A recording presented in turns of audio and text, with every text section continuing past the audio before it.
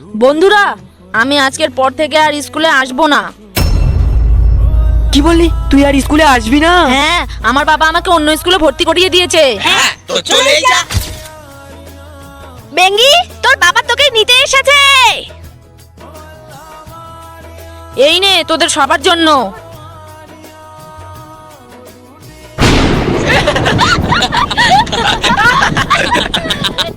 বয়রা, এই অঙ্কটা করে দেখা তো। আরে বেঙ্গি, এই অঙ্কটা করে দে তো।